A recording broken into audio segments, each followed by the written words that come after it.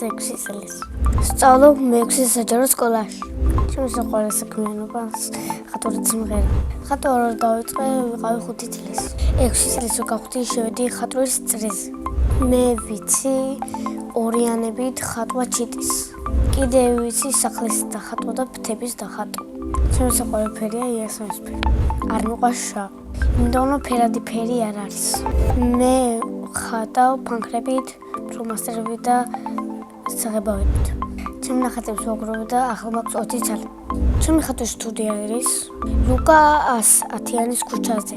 ერთხელ სტუდიაში გამოფენა მქონდა და ვერ მივედი.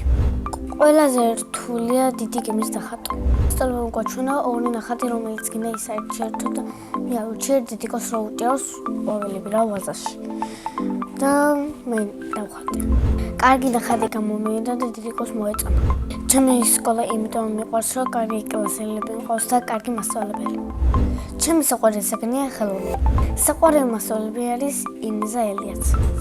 იმიტომ რომ მეხუტება და მეფერება. რო გავიზრდები, მინდა გამოვიდე ხატვარი. ბავშვობაში მინდოდა გამოსულიყავი სარეოლ. საჭმელებს გაკეთება არ ვიცი, მაგრამ ვადუღებ გემრიელ ყავას. ჩემი საყვარელი საჭმელი არის ბლინები. სახლში ვცხოვრ მე, დედიკო, მამიკო და ძმა. კიდევ მინდა მყავდეს ერთი და. ჩემი ძმა 12 წლისა და ქვია მათი. ის არის ხიარული, ჭკვიანი და ხანახან ვაბრაზებ. ჩემი აზრით მათი რო გაიზრდება გამოვაფებოდი. მამიკო არის შუაში კაცი და მშრომელი. მე ვარ მამიკოს გოგო. დედიკო არის ლამაზი, თიფილი და საყვარელი.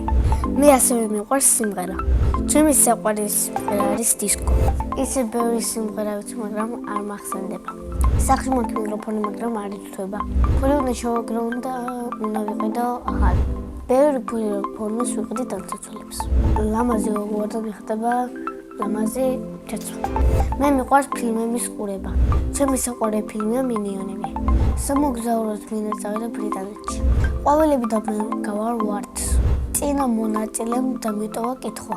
ლილე რო არ მერქვას რა მერქვეოდა. მე მერქვეოდა მია. შემდეგ მონაწილეს ვუტოვებ კითხვას. რომელია მისი საყვარელი თამაში?